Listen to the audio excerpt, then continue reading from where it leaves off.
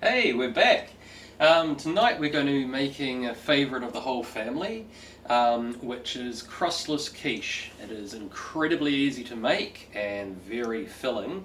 And what's better, if you're on a keto diet or something like that, it's actually fully compatible with that. So some of the fillings that we're going to have tonight, we're going to have some spinach, some, for me, vegetarian bacon, but you could use real bacon if you like. What else are we going to put in this? Some mushrooms and some cheese. Really, the key ingredients are the eggs and milk and probably cheese, and you can add whatever else you like to it.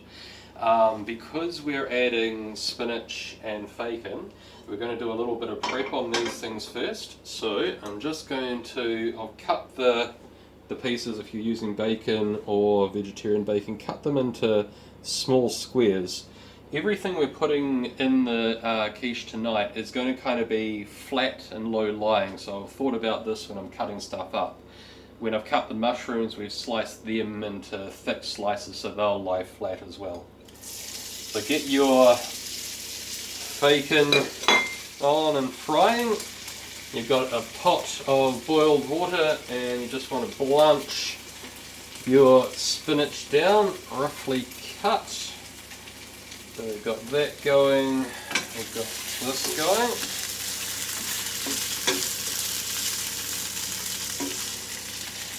Right, and while we're getting a bit of colour in these things, over here we've got 12 eggs ready to go. We've got a cup and a half of milk.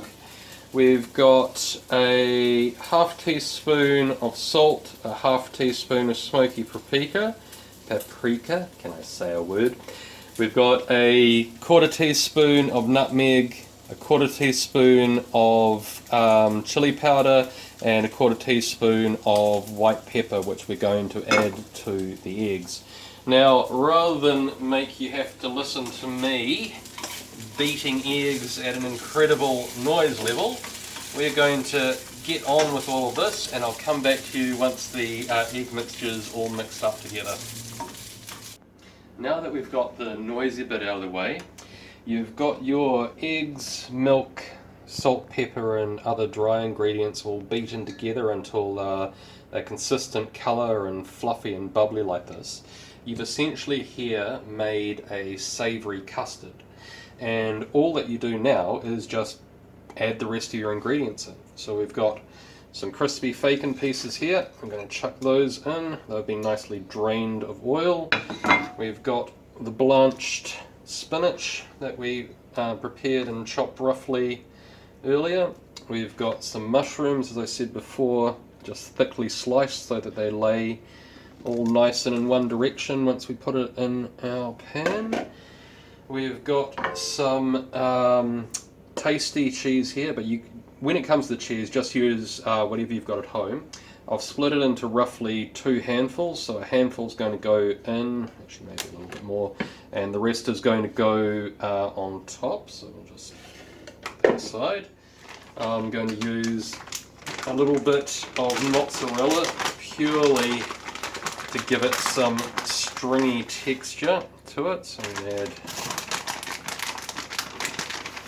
about another handful of mozzarella to this, and then just for a little bit more of a bite, we're just going to add a little bit of freshly grated parmesan to that.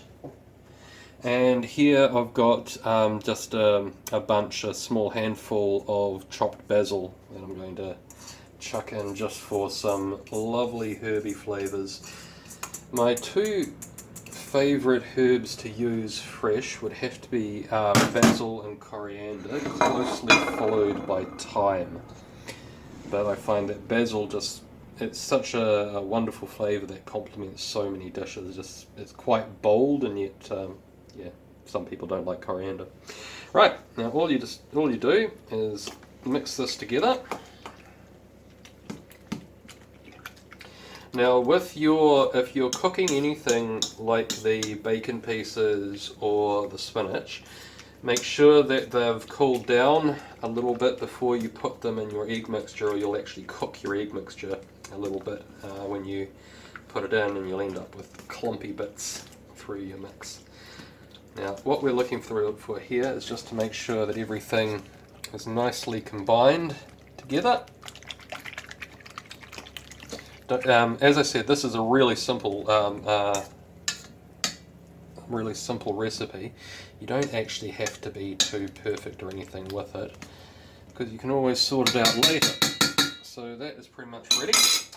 Now we've got our oven dish here, which I've just lightly greased, and we're simply going to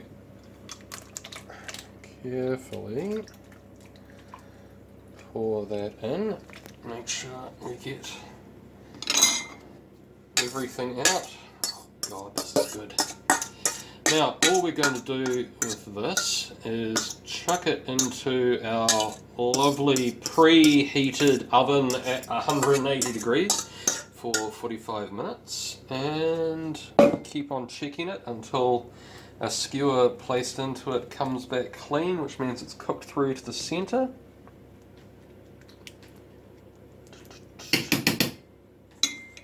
And we're pretty much done. So all I'm going to do with this is going to put the rest of the cheese over top, like so, and chuck it in the oven. 180 degrees, fan forced, middle of the oven, 45 minutes roughly. Keep checking on it. Okay, we'll come back to you when it's done. Well, that 45 minutes couldn't have dragged on for any longer. The smells wafting through the house at the moment are incredible. So, oh, would you look at that. That is perfectly cooked. So, we're just going to give this a couple of moments to let it settle, then cut it up and plate it, and we'll come back and show you what it looks like. Now that we've let them cool a little bit and set, the quiche has kind of settled back a bit. Now, if you want to make a quiche to, say, take to work the next day, you can add a little bit less milk. So instead of 1.5 cups, you could add 1 cup or 1.25 cups, and it will just make a thicker quiche. So we've got them plated up here, and you can do with them whatever you like now. I think you can see here the nice layers of spinach, bacon and mushroom. How I like to do it is to add a little bit of sauce to your quiche and some freshly cracked pepper. The rest of the family don't agree with me, so this is how I like to plate mine up. Enjoy the cooking and bon appetit!